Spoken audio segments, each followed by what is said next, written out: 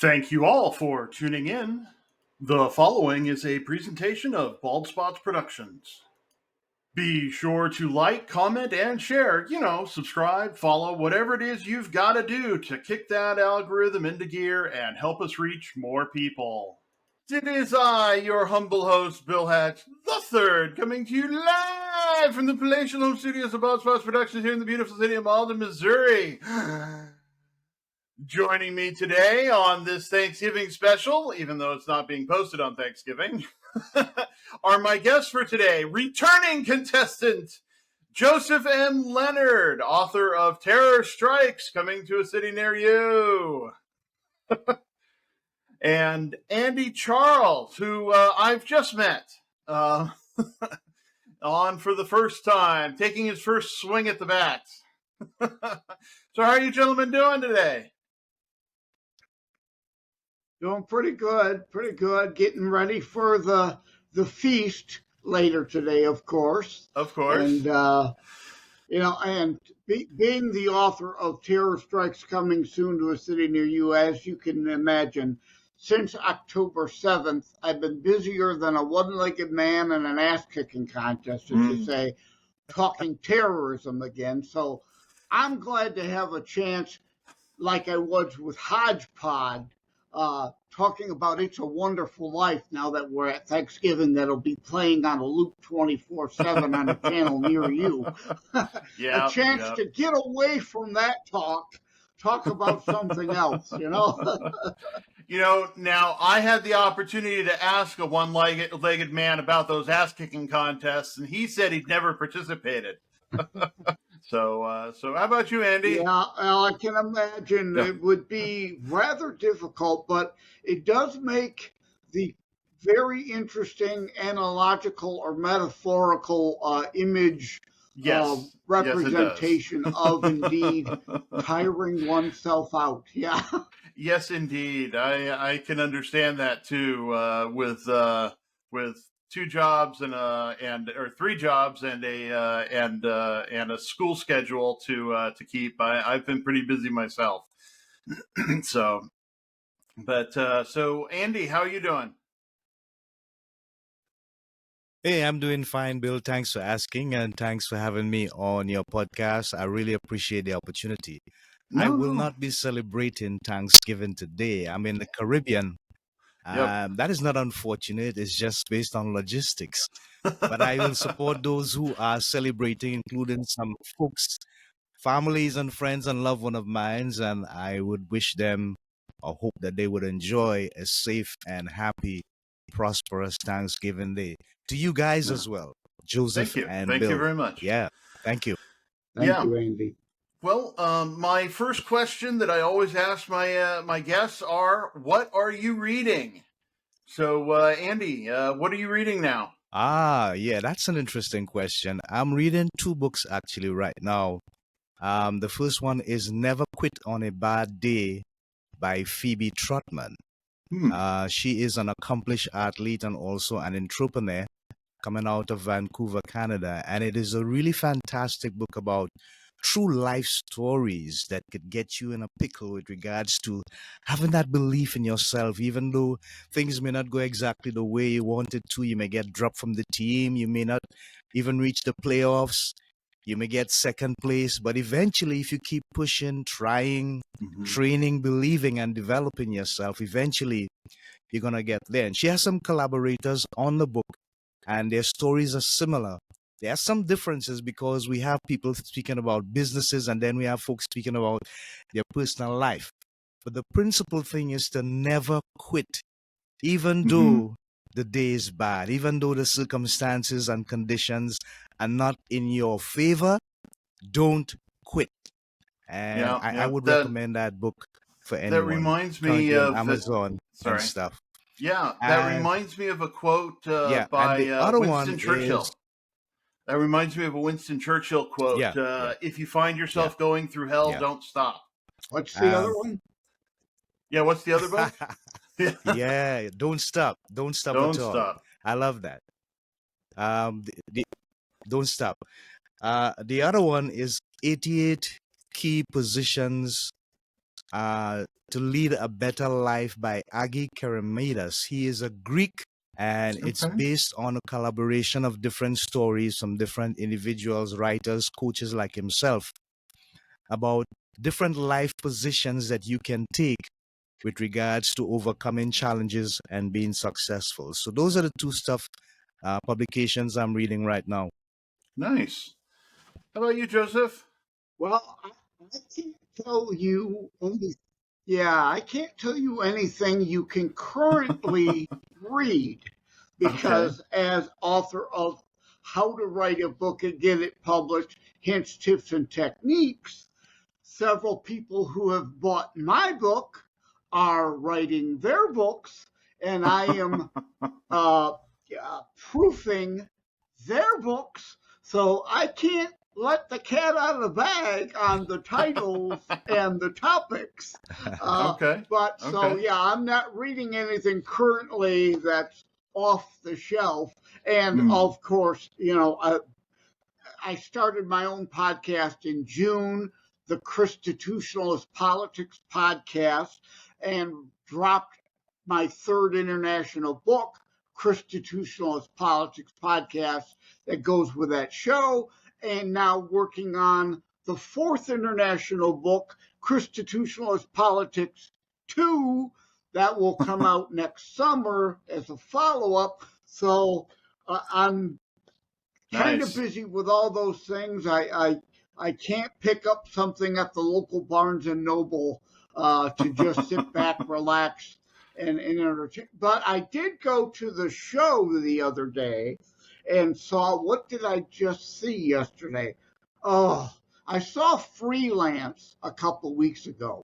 Okay. Because you could get in and out in an hour, hour and a half, 2 hours, see a movie rather than investing time in the book. And Freelance, Hmm.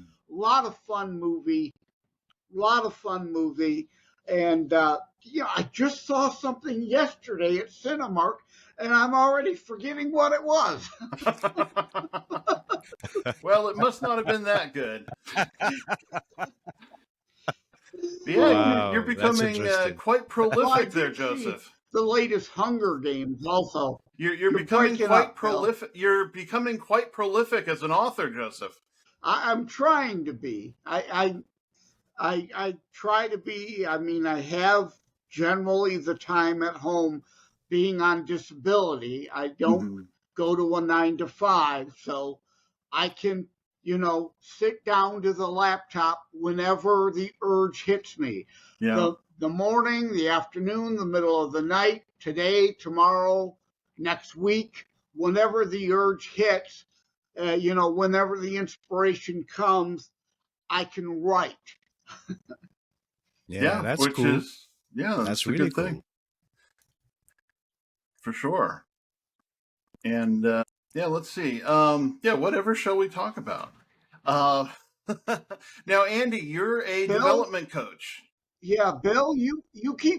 Yeah, I am a life and development coach, Okay. and I also am a public speaker, a writer, and ever so often I get the opportunity to teach and preach the gospel.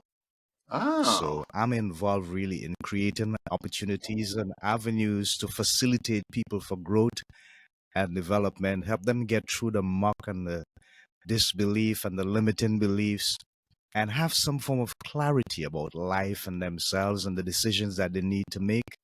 That is what I specialize in. That is what I do every day. And I enjoy it. It's my calling, it's my fulfillment, and it brings me a great amount of pleasure. Okay. That's awesome. Yeah, we didn't get a chance to talk about it, but sorry. Go ahead, Joseph. Yeah, that's great to hear. And since we're recording on Thanksgiving, let me tie that back because a lot of people understand Bradford and the Mayflower landed at Plymouth Rock. They don't recall that they were blown off course. That's not their destination. And a lot of people think Thanksgiving is just this generic secular holiday. It is not. The Native Americans, who of course had their own different religious traditions, met with the Bradford Colony Christian pilgrims and for the Feast of the Tabernacle. Mhm. It has biblical roots.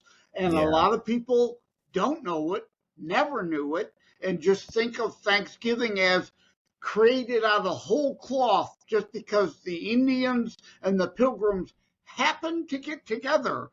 No, they didn't just happen to get together. They got No. together to celebrate the Feast of the Tabernacle. And now, as Paul Harvey would say, you know the rest of the story. Yeah. You know, Yeah. another bit And of it's interesting trivia. that you say that, Oh, go ahead. Joseph, because I was speaking to a Jewish leader recently, and he reminded me that they celebrate the same thing in October. So yeah, Joseph, that's great. That's wonderful. The history that you brought together. I enjoy that. Thank you. Glad you mentioned that because before 9/11, I always used to vacation in Canada. Mhm. Being in Detroit, Windsor is right across the river from us. Yeah. But I used to go up to Aurelia, Ontario, Canada, on Sparrow Lake. Shout out RIP Gordon Lightfoot, native son of Aurelia, Ontario, Canada, who recently passed. Yeah. But I used to vacation at a lodge there. And yes, I would go for the Canadian Thanksgiving in October Ah, based on that yeah. same tie. Yeah. Yeah. Oh, that's wonderful. That's wonderful. You know, Yeah. another bit Amazing of how this can all weave together. Yeah. Yeah. Yeah. yep. You know, another bit of trivia about the first Thanksgiving and the Pilgrims. You know, one of the reasons why they decided to stop in why they had to stop in Plymouth Yeah. is that they had run out of beer. Because of course at the Well, they time were definitely at the time, of course, yeah, at the beer time beer was safer to drink than water. But yeah, even because it was according to the processed. notes, they were Exactly. even out of the children's beer. Apparently, they had an even Wow. lighter version of the beer, a watered down version of beer for the children. So because just water Wow. just wasn't safe to drink at the time. It was dirty, and so yeah. Exactly. Mm, It Yeah. was. yeah. Today we put it through processing plants. Mhm. That was their processing operation of the time. Yeah. That Yeah. cleaned up the water through the process of turning it into beer. Yeah. Exactly. A lot of history that people don't know, don't understand. Yeah. Wow. Yeah. Interesting. Yeah. But I always thought that was hilarious. But yeah. Yeah. Actually. Yeah. I was going to say I discussed this with Joseph before we started the show, before we started recording, before you got on, Andy. I've actually returned to school working on my master's in divinity in a program called Marketplace Ministry that combines leadership and business Okay. classes and journalism with the regular divinity stuff. I'm actually taking New Testament right now. Just finished up Okay. a really interesting class in missions, and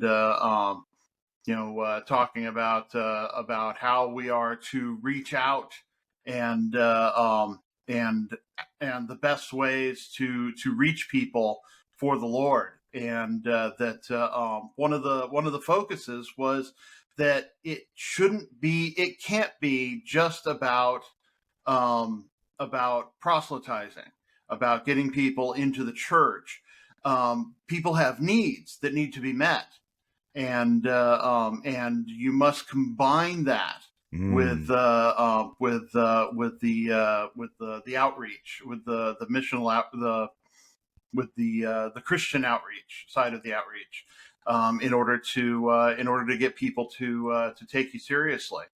Have either of you gentlemen ever been on a mission trip? Absolutely. I go into the I have not been, but it's interesting that you speak about meeting the needs of the people, and I am really concerned about that because in our ministry, I am in charge of benevolence. Mm. And it's important to understand that even though you really want to make disciples out of men, because that's what we are commanded to do, at the end of the day, Christ set a perfect example in the scriptures on two occasions. He fed thousands of people with 5 loaves and 2 fishes. Mm-hmm. And the reason why he did that is because he realized if I could meet their basic need at this time, which is hunger, once that happens and they are relaxed and dopamine is all over the place, guess what? I am going to be able to now tell them the good news. Yeah. So if he could set that example and he is the Lord, how come we're not getting it here on earth right now? We're just missing it. And that ties in with what you just said, Bill. So I really appreciate the perspective from which you're doing that training. And I hope that you'll be successful and really get out there and meet some needs and at the same time win some souls for the Lord. Yeah, Thank you. and this perfectly ties in again with Thanksgiving. And I discuss this in my Christitutionalist Politics show and book. Community, not communism. They are different. Charity, not redistribution. Render unto Caesar is taken out of context. Yeah. Charity is not holding a gun to Steve's head to take something to give to Eve. It is our charitable duty to give of ourselves, our time, our money, our belongings to others, not steal it from others. Jesus was not a socialist.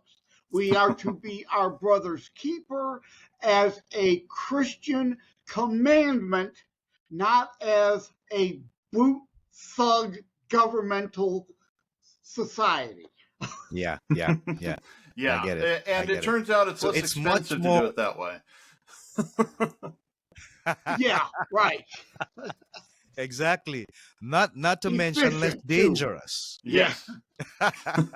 Much more efficient because you yeah. don't have a bunch of people who are lazy and want to be those government bureaucrats that set themselves up between you and the needy, actually taking a 90% cut off of all that, and then the scraps get to the needy. Whereas now, like I have terrorstrikes.info/charity page. I don't have my own foundation. You have to vet your charities, right? terrorstrikes.info/charity. All charities that 90% of all things taken in get to those who need it, as opposed to, and I won't mention a name, a certain foundation that raised billions of dollars for Haiti earthquake relief and gave just a few million of those billions to those who were connected to them from their foundation. Their foundation isn't really about charity, it's about self-aggrandizement and enriching themselves. Right. So you've got to vet your charities. Yeah. Mm. Yeah, for sure. Wow. For sure. Yeah. A lot of charities are set up that way. The ultra wealthy especially set up charities exactly like you're saying, to aggrandize and enrich themselves. I've heard it said that. Well, I don't want to say all. No, don't want to say all. I mean, there have been some good work. The Gateses have done some good work in alleviating malaria. And that in that region. And others I'm sure that I just can't think of right off the top. But the Fords, being from Detroit, we would not have the hospital and healthcare systems, the greatest on the planet in the United States that some are trying to tear down and destroy, if not for the Ford Family Foundation, creating what has become the Ford family of hospitals, including one right here in Wyandotte. It used to be Wyandotte Hospital and Independent, is now part of the Ford hospital systems. Yeah. Wow. Yeah. Wow. I could speak on behalf of the Lions Clubs International because I'm a Mm, member of that organization. And we have been accredited with being the most transparent, non-profit, non-government organization on the planet.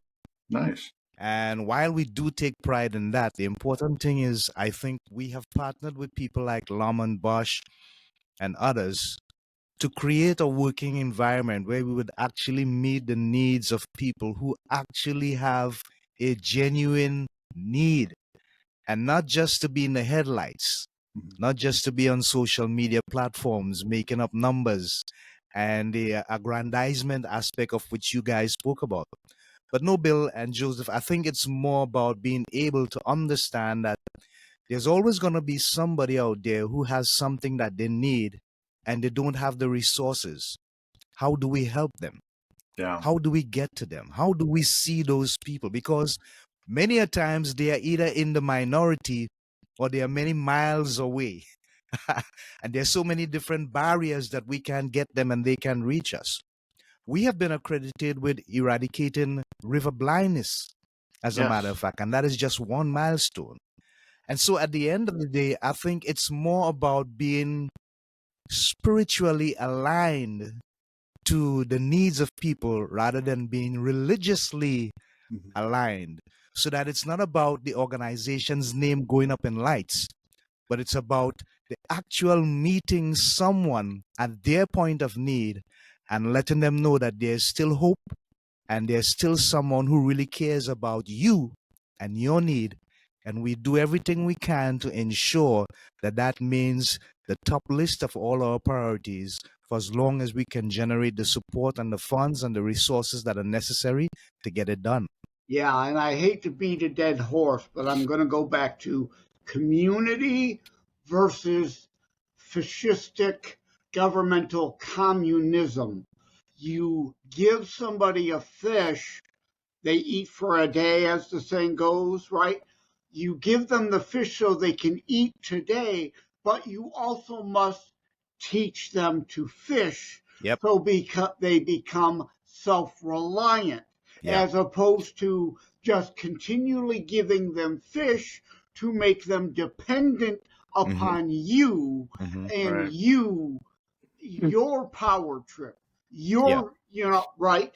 It is about helping others to help Help themselves themselves. Yeah. long Yeah. term, Yeah. not just fill their belly today. You're right, Joseph. It's about empowerment. It's about empowerment. It's about giving people humanistic rights, basic humanistic rights. You are important enough to learn to survive and to understand that within you is the spirit of resilience that every human being has. And we will help you to get to that place. And at the end of the day, you can help someone else as well. So, what we're looking for is a kind of domino effect. Everyone help one and we help each other. And guess what? At some point in time, the village is going to get stronger. The village is going to grow bigger. The village is going to get so independent that it would attract other villagers as well. So I support the theory, Joseph. It must be that we empower people to empower themselves. That's really I, important. I like to quote Bono.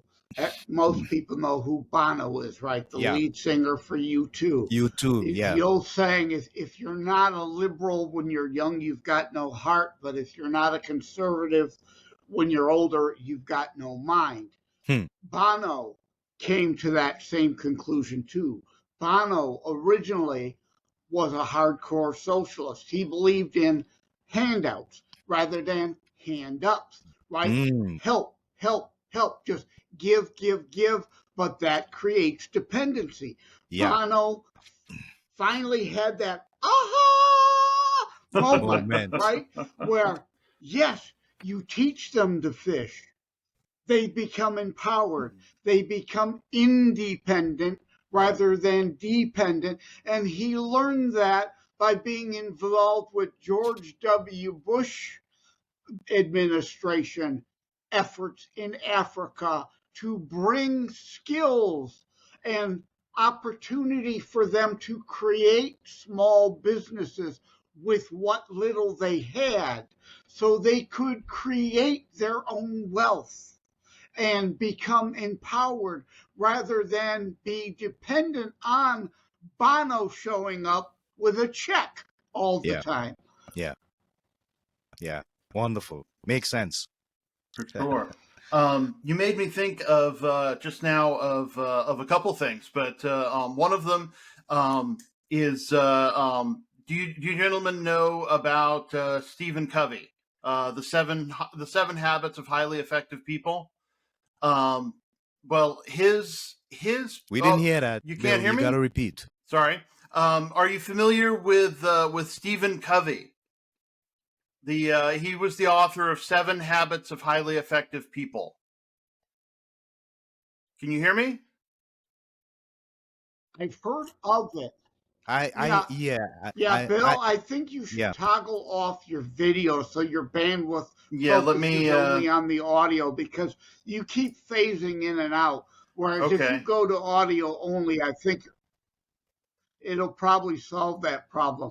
But to your point or your question, I've heard of it. I'm not familiar with it. You, Andy?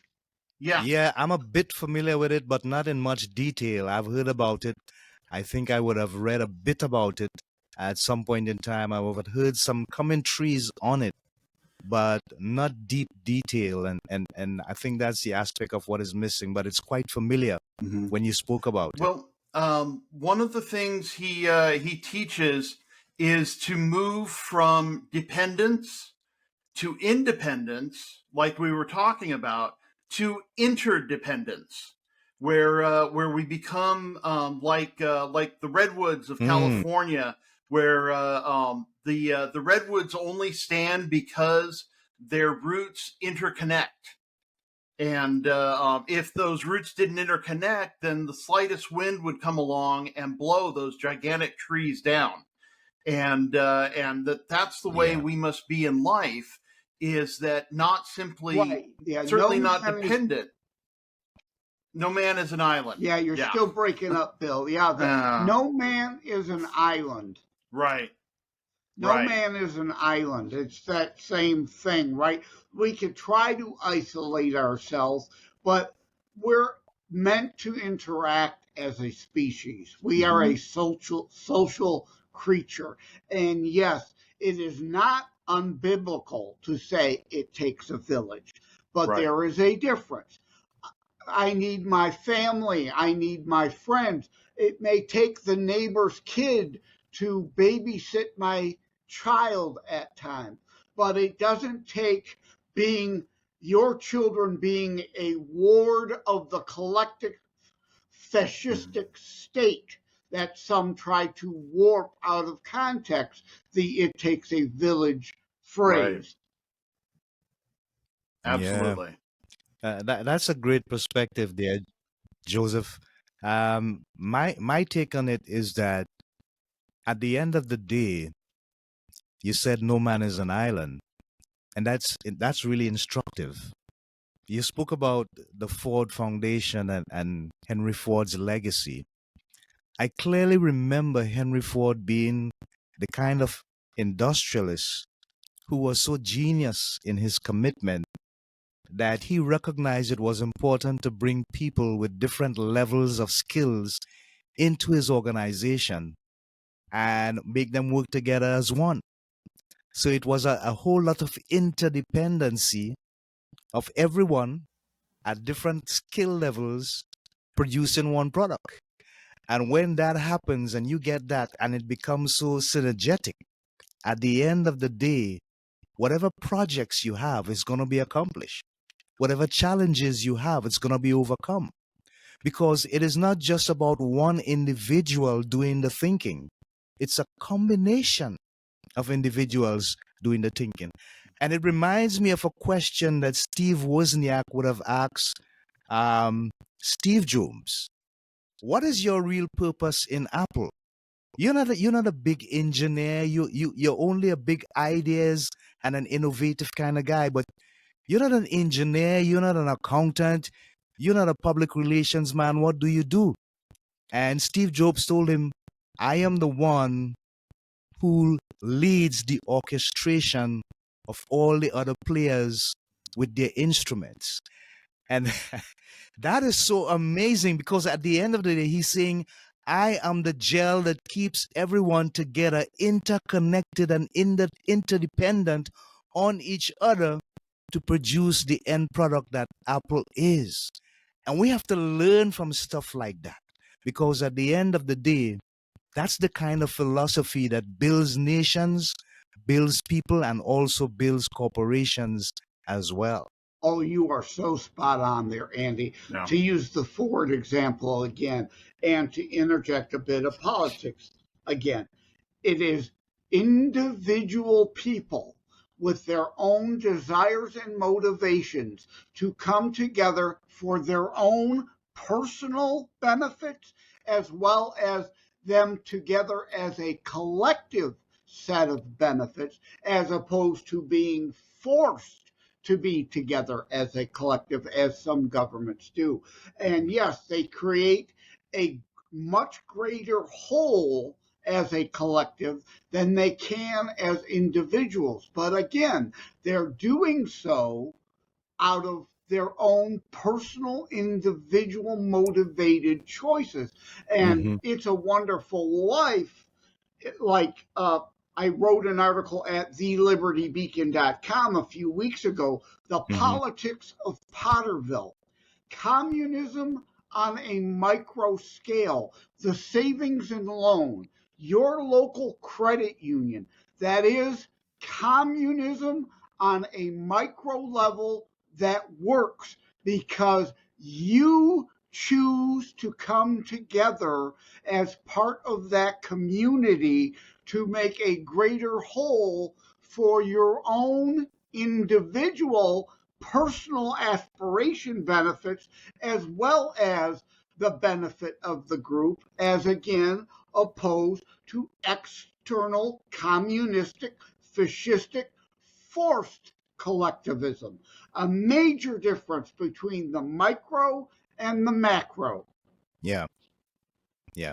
Well, we need to remember that that communism on that micro scale was actually introduced in the Book of Acts, back to a biblical reference, when the people lived according to gave according to their ability and took according to their needs, and of course it wasn't forced, as we see in the story of Ananias and Sapphira. In that they said they gave, but Peter specifically said it was yours to begin with. Why did you lie about how much you gave? And of course we know how that story ends.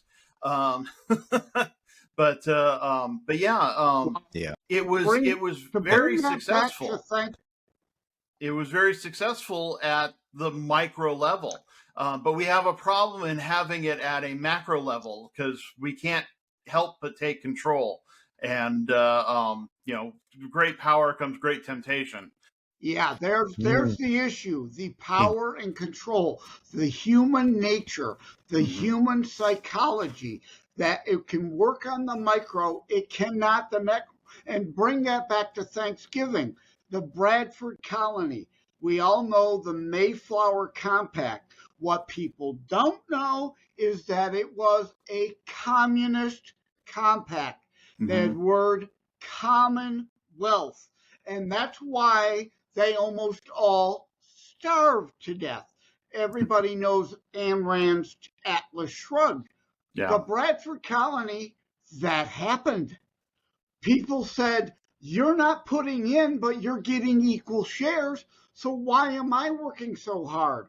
They almost all starved to death until Bradford learned to then say, this doesn't work on the larger scale. Unless if you have a group of people who all earnestly care to put in, to share in it, it doesn't work. And he instituted free market capitalism, individual freedoms, private property ownership.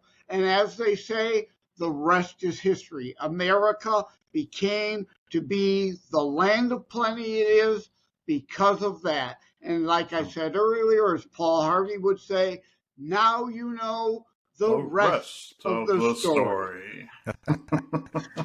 Ah, hey. For sure.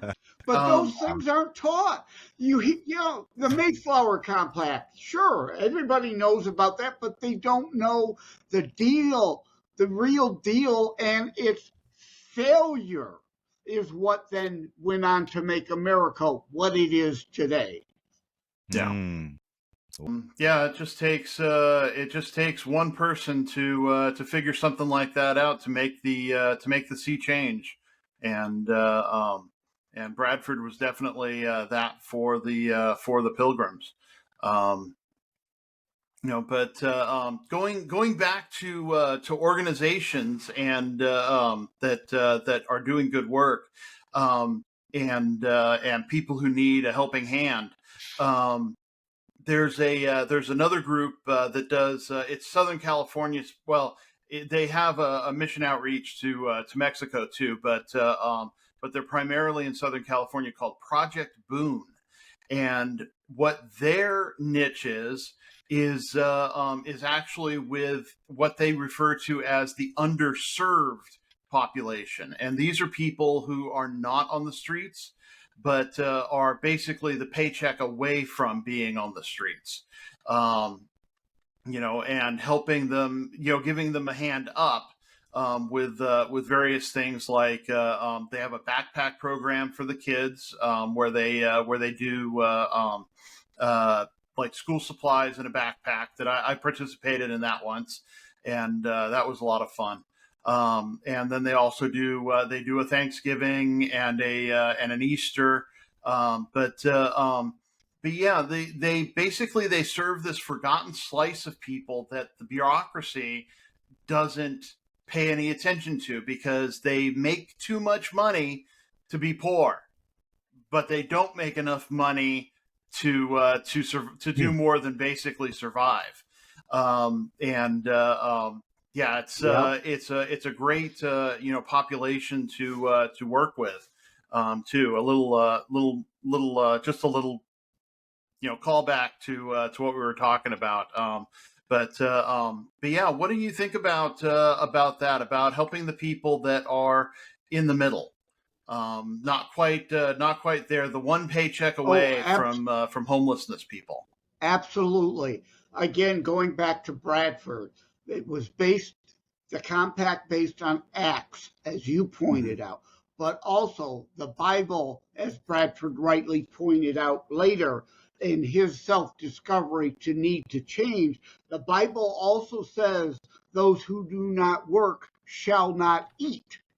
And the Bible also says you shall be your brother's keeper, and you take care of widows and orphans, right? So again, charity. We know to take care of those who aren't able to help themselves enough, but are trying to help themselves, as opposed to the person who refuses to do anything for themselves.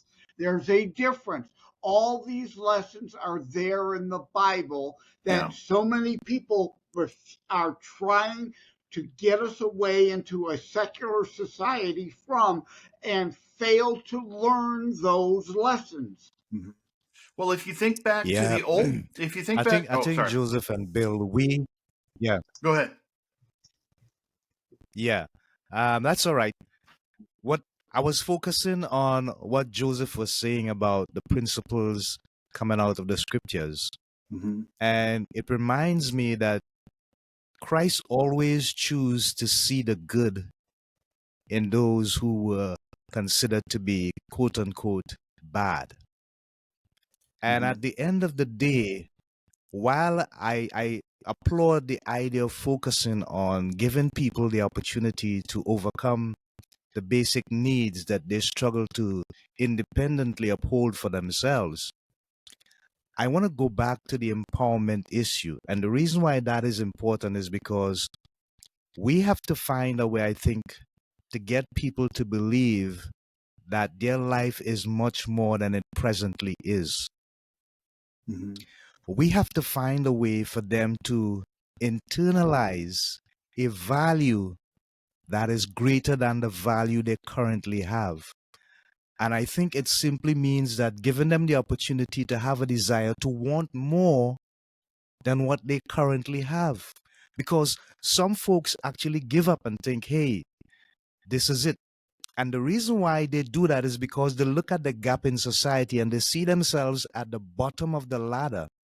And when they look at the rungs of the ladder going straight up to the Bill Gates and the Bezos and Elon Musk, they're saying to themselves, "Huh, I can't even begin to climb one ladder, one step." But what about if we create an opportunity for them to have a different mindset by having a different heart set, Mhm. by teaching them to internalize and personalize values that they can create for themselves, and to understand now that all men, even though we were not all born equal, we were all created equal. So, what those billionaires could accomplish, you could accomplish too. But maybe your purpose in life and your value for life is much different. And it does not necessarily mean that success is like having all the byproducts, meaning the nice cars and the fancy houses and the great bank accounts, go on vacation when you want. No, it's much more than that. And it starts with each individual being awakened to the fact that I am here because I have a purpose for being here. I am not just a statistic on somebody's database. I am not just a number on the city population list. I am somebody of value because I was able to get up this morning, live and move and have my being and breathe. How can we get them now to have a mindset that's sustainable based on internal values that tells them they are worth more than their current position, and therefore they should have a burning desire to do more and to accomplish more, and so enhance the opportunity for us to help them, not just in the basic needs department, but in self evaluation as well. Yeah, Andy, to what you were saying about Jesus. Jesus was often so very kind to prostitutes, and those around him just didn't get it because a lot of them were indeed widows and orphans, and Yeah. they were still trying, to what I said. You, those who do not work shall not eat. Those Yeah. who are at least trying. And while they were engaging in prostitution, they were still trying to get by in life, often having children of their own. They had Hmm. to do that deed to help ensure their child. They weren't just wandering around asking for handouts. They were Yeah. still trying in life. And Jesus, to your point, Andy, said, you're not you may not be doing absolutely right, but you are trying. You are surviving. You are doing Yeah. what you need to survive, and you deserve help, and you Yeah. deserve a chance at better and redemption. Yeah. Yeah. Yeah. Um, I think you hit it on the head there, Joseph, because it sorry, Bill. that's okay. Go ahead. Go ahead, Andy. Yeah, I was saying I think that Joseph hit it on the head there because it takes me right back to the woman at the well, the Samaritan woman in John chapter 4. Amen. Jesus told her, "Woman, you have spoken truth. You had five husbands, and the one that you have now is not yours." But it was out of pure necessity for her to survive that she had to go through that process. And because of her honesty, he decided to give her the whole 9 yards, as they say. And then she became the very conduit by which all the people that heard her say what she said, "Come see a man that tells me everything." And they eventually believed that he was the Messiah, the one that was spoken to come. So out of that situation, I can see your point, Joseph, and I understand the context, but also the mindset of Christ. He understood. He didn't condemn. Mhm. He uplifted. That's right. And I'm glad you mentioned the word condemn, because I got to tell you, I get so bleeping tired of people mentioning, well, Matthew, it says, judge not lest ye be judged. No, read the rest of the sentence. And it also, there are 12 other Yes, yes, scriptural yes. references. You are Uh-huh. to judge Yes, Mhm. biblically and yes. hold yourself accountable That's right. biblically, not That's be right. a hypocrite. So it Mm-hmm. really is condemn not, lest ye be condemned, for Condemn. final judgment is that Yeah, of the Lord's. that's right. Yeah. Yeah. That's right. And Amen, yeah, brother. there's a Yes, it is. big Yeah. difference between judgment and condemnation, and people need to understand that we Yeah, need Yeah.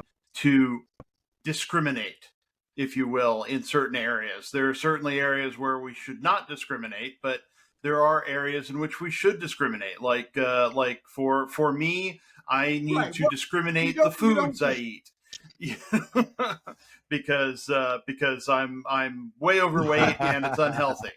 Um, but uh, um, but yeah, Yeah. to your point, Joseph. right, Yeah, like it's definitely um, there's definitely a huge difference between judgment and condemnation, and we need to live in a world without condemnation, but we do need to live in a world full of proper biblically and ethically based judgment.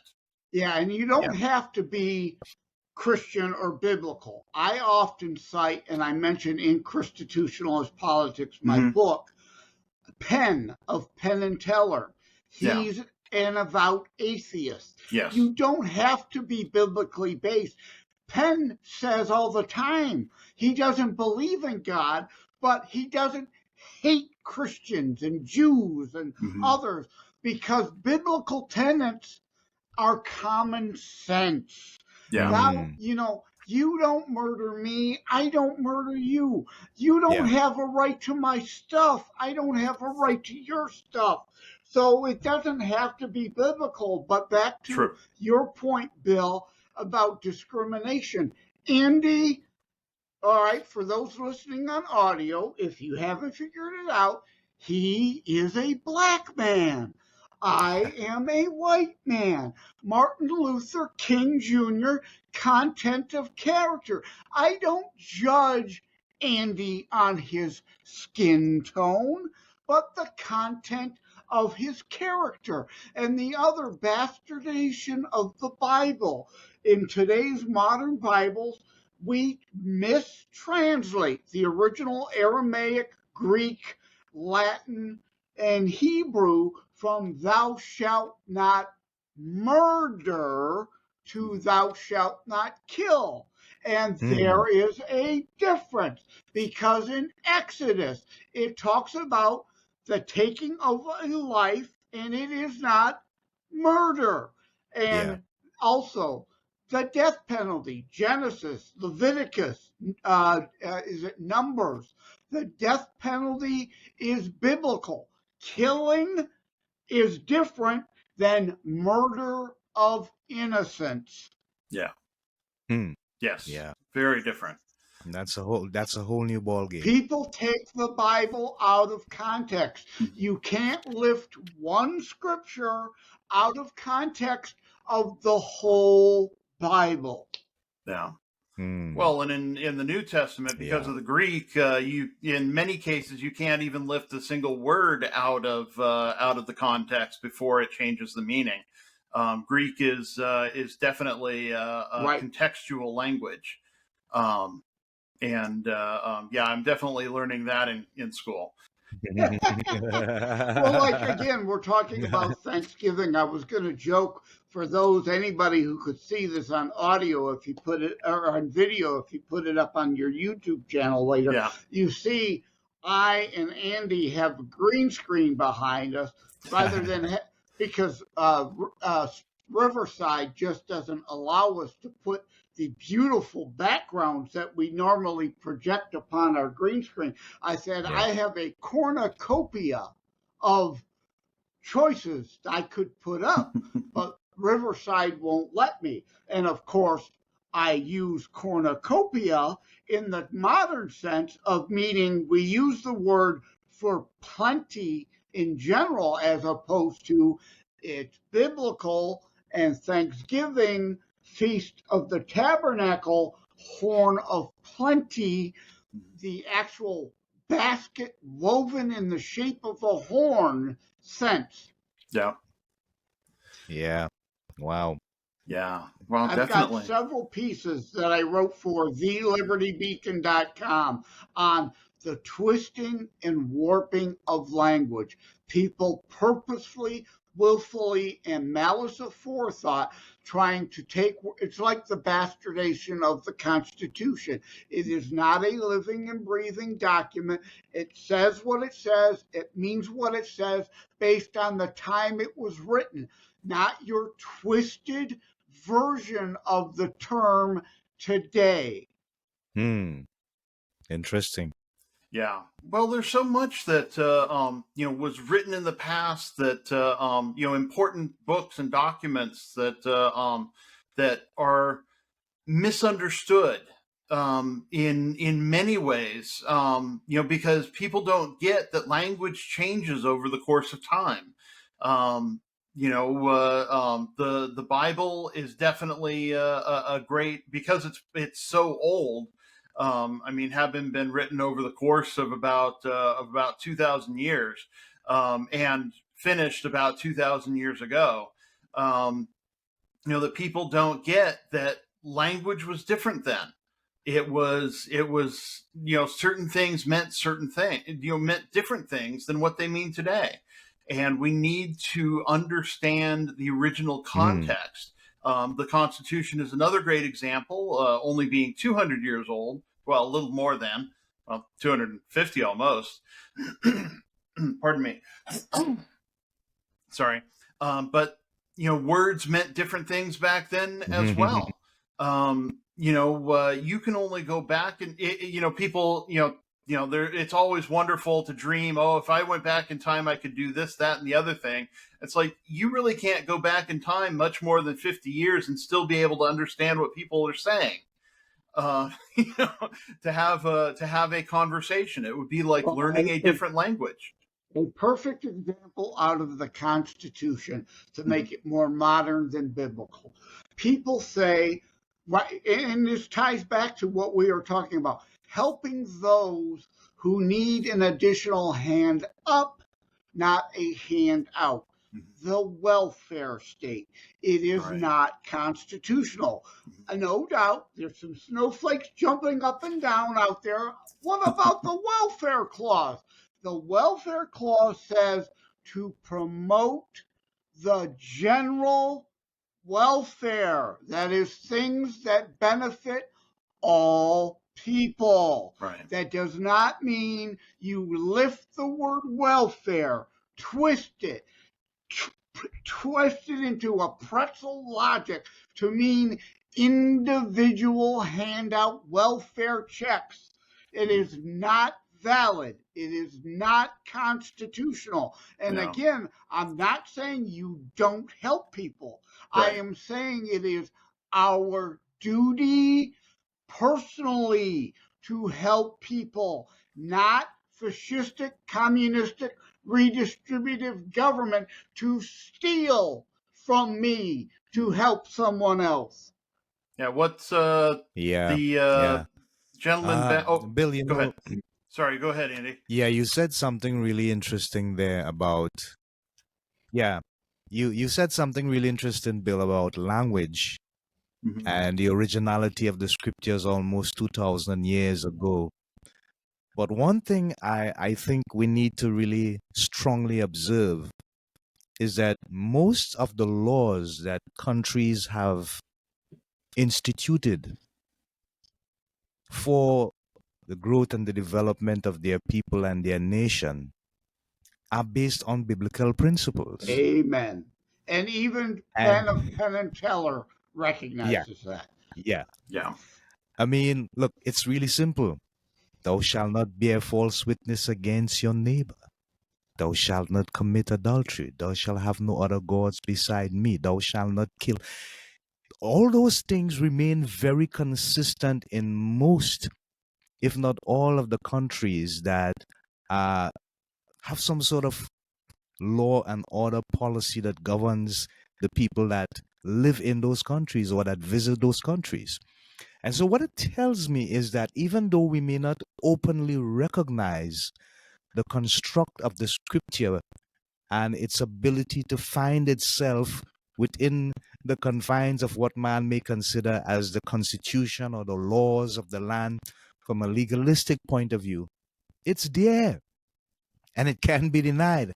And that tells me how powerful God's words are. So, my firm belief is despite the fact that there may be those who are negatively inclined and illegally inclined and may want to really take up a position that says, you know what, my way or the highway, at the end of the day, I think that which is more right and better and proper for that nation or that country or that village, that community from a godly perspective, I think that will always prevail in the end. There's always going to be somebody or a group of people who God is going to impress and give that ability and all the resources that they need to remind folks, hey, I am God. I am still here. I am still in control. Yes, you may have presidents, you may have prime ministers, you may have senators, and you may have counselors.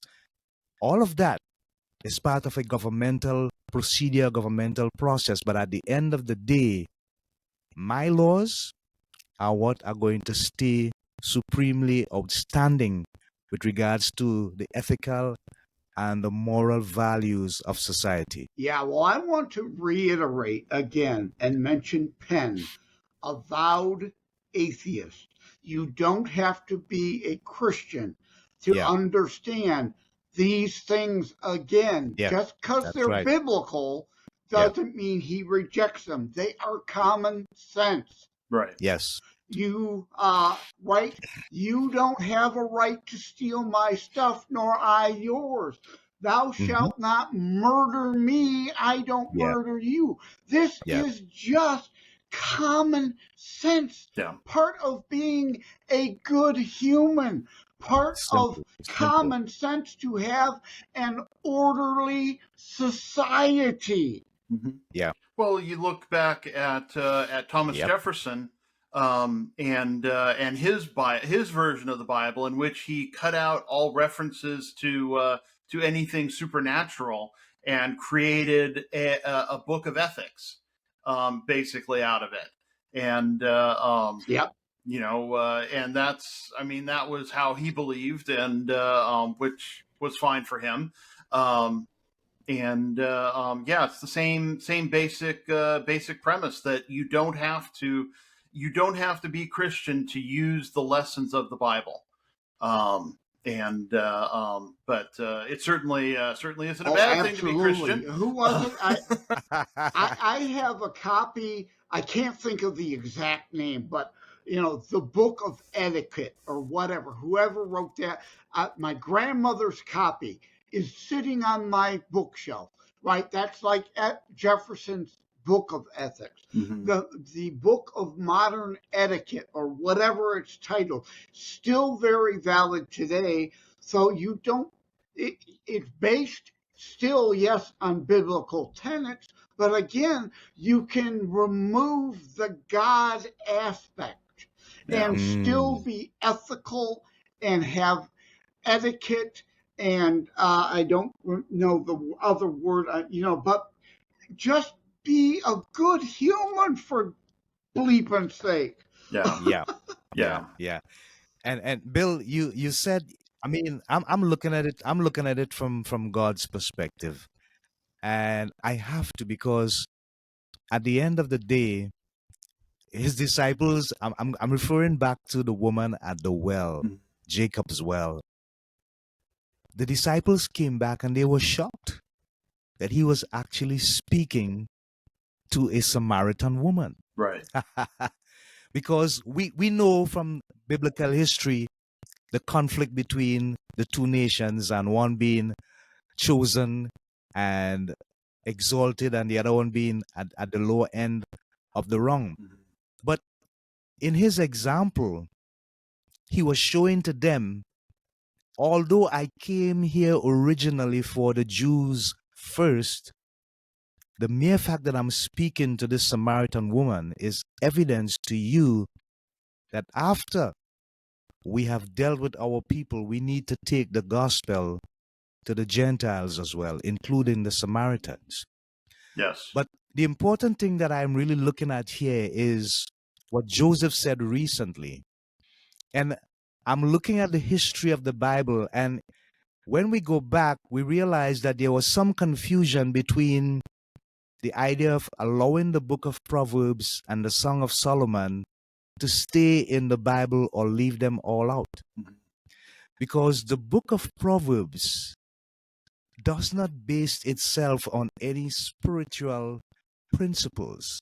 It is based on wisdom and life choices principles. The Song of Solomon, it's about romance Yeah. and poetry and the flora and the fauna and the metaphors that goes with them. So at the end of the day, what is God saying? What is he saying to us? He's saying that I have given you, man, everything that you need. Take the Bible as an example. Wisdom, the ability to show love and affection for each other, all these things, I've given them unto you.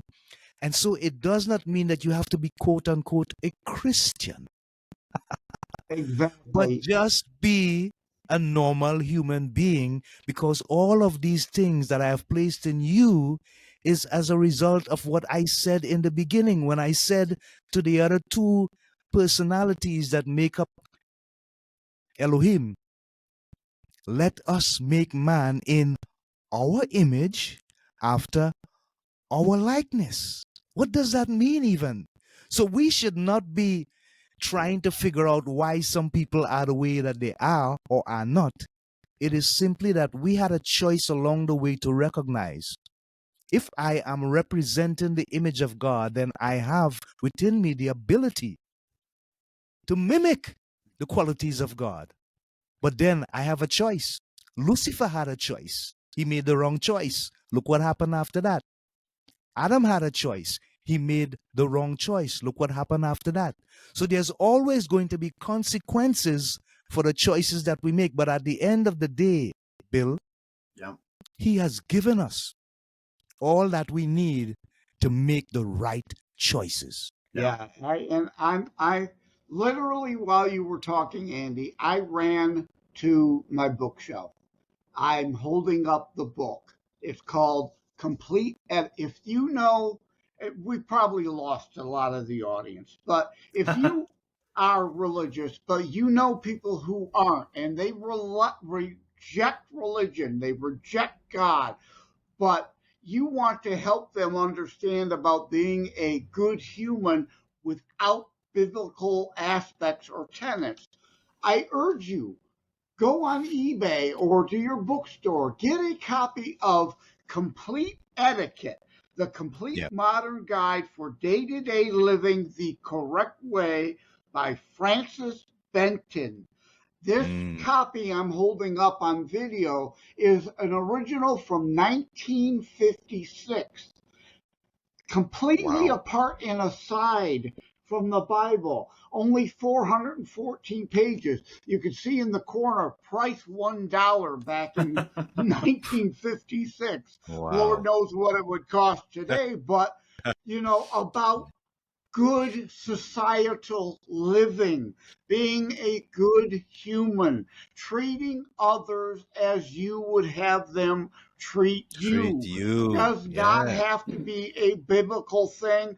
As Penn would say, Mm, it's just common sense. Yep. that's Be right. a good human. Yep. That's all. No, Yeah. To that point, my calling in leadership training is to promote what I've started calling ethical leadership, which is based on which is in actuality based on the Beatitudes, leadership based on the teachings of Jesus, but I don't present it as such at first. It's part of the exit interview, where people, the people who come to learn, Mm. they aren't told, they aren't hit with, oh, by the way, this is all biblical and Jesus taught this and all that.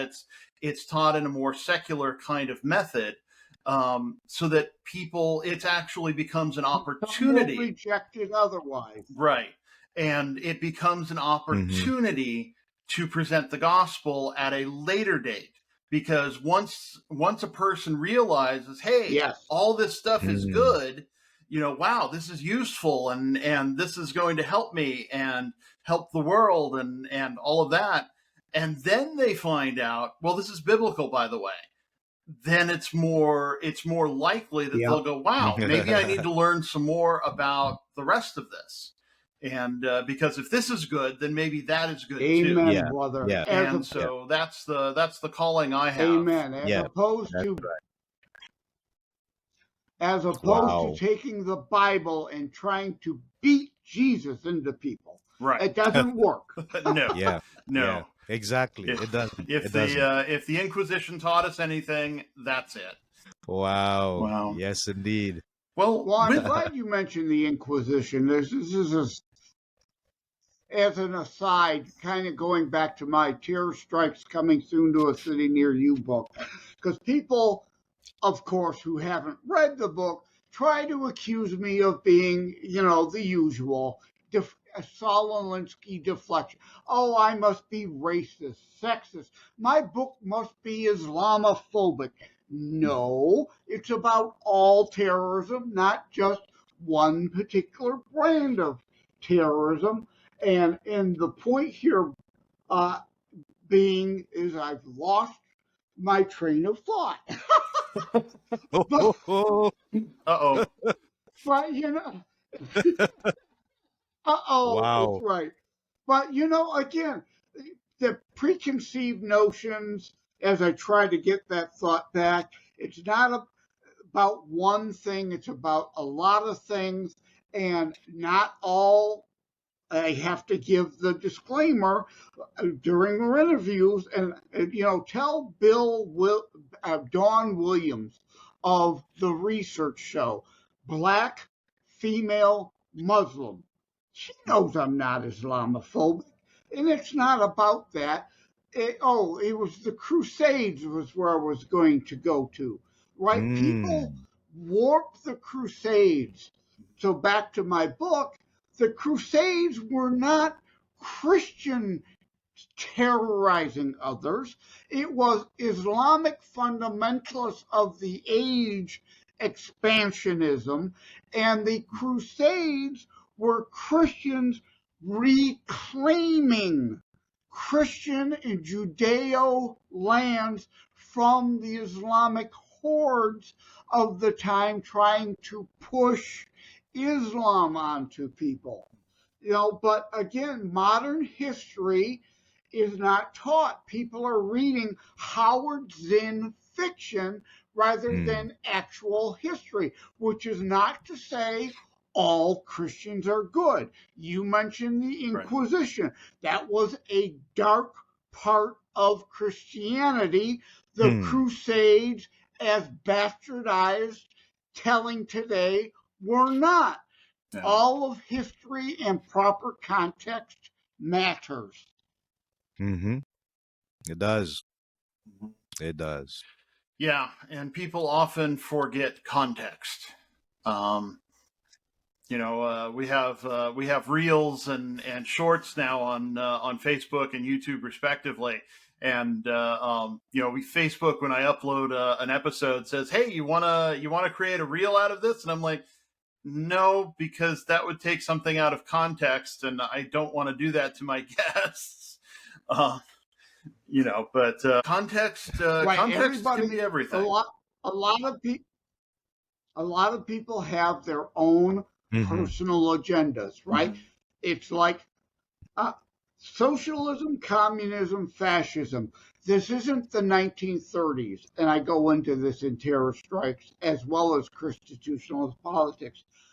Those the Nazi socialists were fighting the Moscow-backed Marxist communists Mhm. in Germany for power and control. Right. They were different then. Today, socialism, communism, fascism is all basically the same thing, slight Mm. variations on a theme for their own power and control. Yeah. They want the red banner, they want the black banner, they want the pink polka dotted banner, but it's all the same thing about their agenda for their power and control. So they propagandize and twist and distort the context for their personal gain. Hmm. Yeah. Yeah. Yeah. Context. Yeah. Context. Can't talk about that enough. Going back to the Bible. Some people will look at some of the Old Testament laws, like that if your child is rebellious against you and you can't deal with it, to take them to the council, to the city, and and have them decide their fate. People don't understand that before that, the context is that before that, children were property and you were perfectly free to kill them at will. It's like the old Bill Cosby. And that's I still brought you Yeah. true into in this world. I Islam. can take you out. Yeah.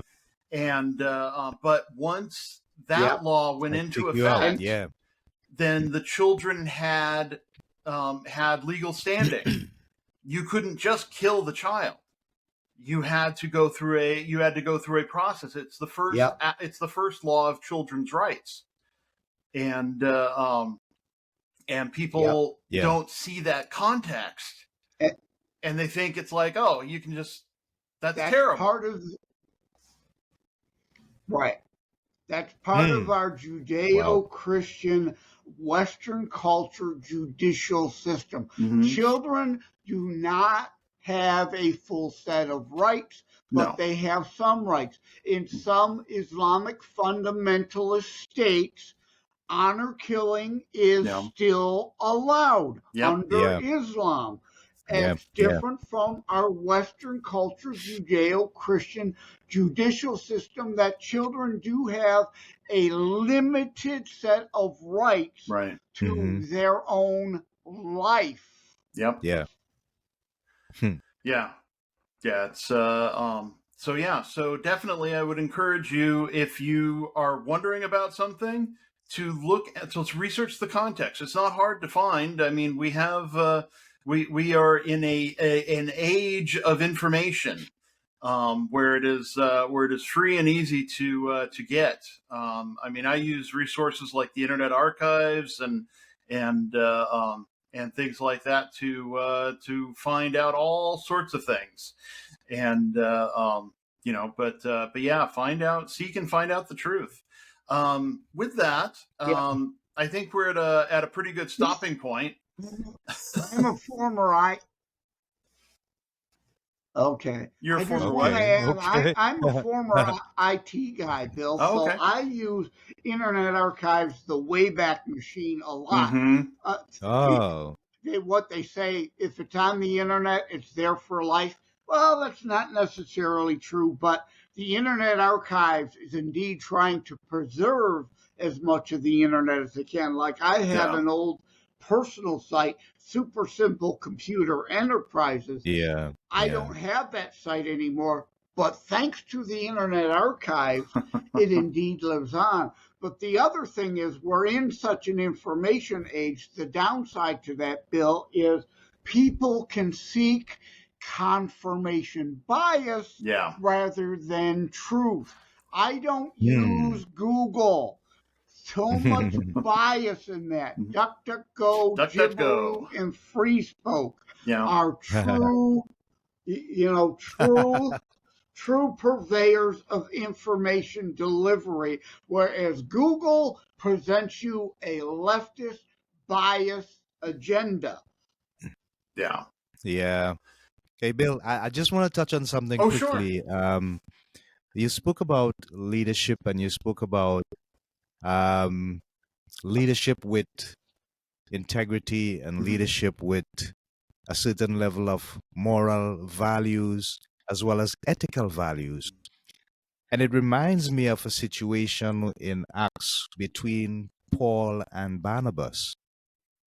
When John Mark left them, suddenly, when they needed him as their assistant and he went back to Jerusalem, that was on the first missionary journey. On the Right. second journey, Barnabas is inciting that John Mark comes again. Now, John Mark is his cousin.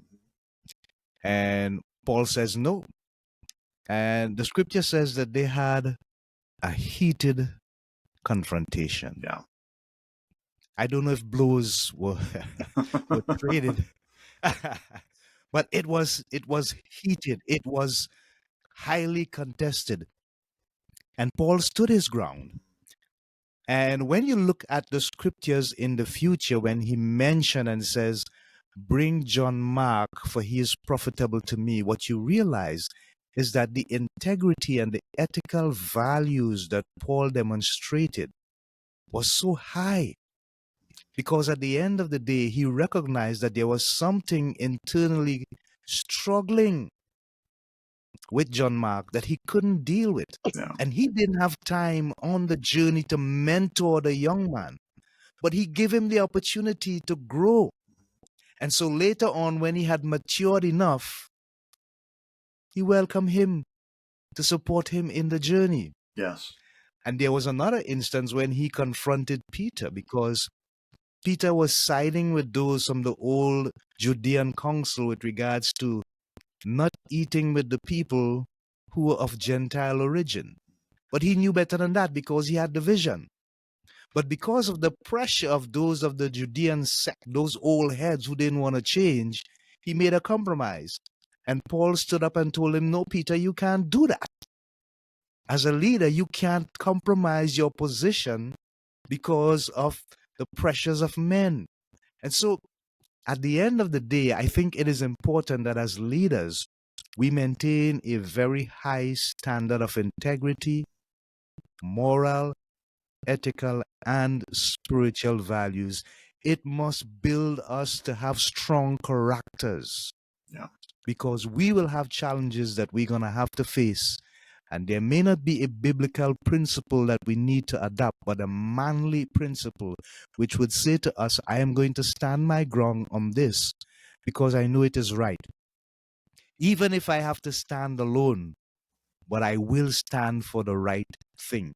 So I think that the leadership that we need in the world today matters, but it must be holistic.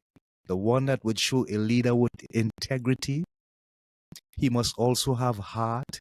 He must have a compassion for people. And at the end of the day, he must have that kind of integrity, moral and ethical standards that is not just surface, superficial, but deep. Really something that he holds valuable to himself. His personal innate virtual values that he brings out to the fore. And if that happens, we're going to see a difference in the world.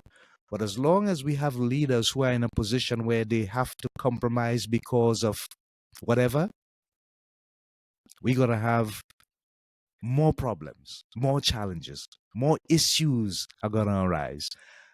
I'm tempted to speak about a certain president who compromised his position, but I'm going to leave that out of the conversation for now. But I know you get what I'm saying with regards to the integrity, the leadership, the moral and the ethical values. We need the whole package. Yeah.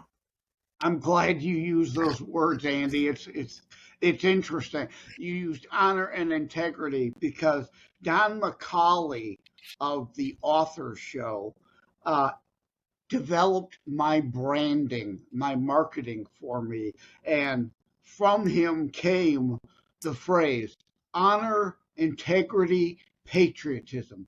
For Yeah, some, those are just words, but for yeah. best selling author Joseph M. Leonard of Terror Strikes Coming Soon to a City Near You, he embodies those every day in Ah, his life and work. love that word, embody. I love it. I love it, Joseph. Embody. That's it. That's where we have to go. Nothing superficial, No. not the skin deep thing. Not just for it to look good. It must come from the heart. Go hard or go home. And you were about to wrap us up, I Bill, was which is about to wrap good us up. because I have to be at my sister's for Thanksgiving at 3 o'clock, and it's two Ah, thirty now. Uh-oh. the feast, the Okay. feast, the feast, the feast. Yes, The the Can't keep them feast. feast of the Yes, waiting. tabernacle. I must begin cooking the feast. So yeah. Well, with that, then I will Woo! bring us to a close. I always make sure, let's see, to put the appropriate links in the description, so you can find Joseph's books there, and Andy's coaching link, and because Andy's link is a little long, and all the Amazon links are way too long to speak. But yeah, so go Yeah, buy a yeah, couple yeah, yeah, yeah. books, get yourself some development, life and development coaching, and be better people. But I always Yep. ask before wrapping it up, if do you Mhm. gentlemen have any final words for the nice people? Oh, we're losing Bill again. Oh, Oh yeah, Bill do is you have any? wow. Do you have any final words for the Oh, nice there he is. people? Can you hear me now? I guess Uh, not. Yeah, we hearing you Okay, better. okay. Yeah. Do you have any final words for the nice people? Anybody? Andy? Yeah, okay, thank you, Joseph. Yeah. I believe Bill and Joseph that this was a very engaging and philosophical episode that we have. And what I really would love for people to get is the fact that Jesus Christ's ministry was not based on a religion or the establishing of a religion, but it was based on a philosophical way of life that the Father wanted us to adopt and live as we represented Him and His kingdom on planet Earth. And that every man matters, everybody's story is important. And we should take value from that because at the end of the day, we are here for a purpose. Find your purpose, find out what your calling is, embody it, embrace it, believe it, hold on to it, and give yourself the opportunity to graduate to a place where when you leave this planet, you are empty because you poured out all that you came to do and you give a return on the investment that the Creator made by putting you on planet Earth.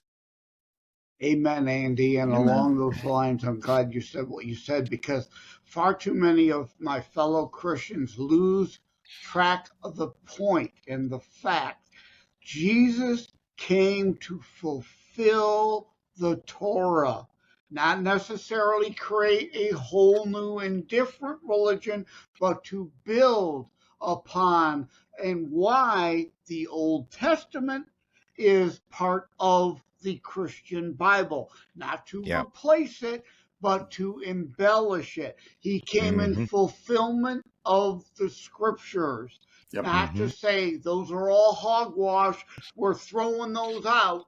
That's not the case. And then lastly, yeah, people, Andy, I would suggest you look at Linktree when you Yep. start developing a lot. People could find me at tr.ee/JLeonardDetroit, and it looks like Lenard. It's not French, it's Leonard without an O. That helps you put all your links together in one place. Yeah. Link tr.ee/JLeonardDetroit for me, and of course, josephmleonard.us and terrorstrikes.info. Okay. Absolutely. Well, I thank you. I thank you all Thanks for that. again for having me on, Bill. Yay! Thanks for being there. It was definitely an interesting conversation, and I think I personally got a lot out of it. I hope our listeners do too. But with that, I remind you all Yeah, to we stay do. safe out there. Remember to wash your hands and stay tuned for the ending credits. Thank you all for tuning in. This has been a presentation of Bald Spots Productions. I'd like to thank our producer, my beloved mother, Eileen Hatch. I, of course, am your humble host. I'd like to thank my special guests, Joseph M. Leonard and Andy Charles. Support the show if you feel so led over on patreon.com. We're known as Bald Spots Pro. Don't you dare miss YWL Online. You can find us on Facebook, YouTube, and wherever fine podcasts are offered. Be sure to tune in next time when my special guests will be Vivianne Nebel and Brian Ellman. Be sure to like, comment, and share. Subscribe, follow, whatever it is you've got to do to kick that algorithm into gear and help us reach more people. If you or someone you know needs support now, call or text 988 or chat 988lifeline.org. That is the suicide and crisis lifeline here in the United States.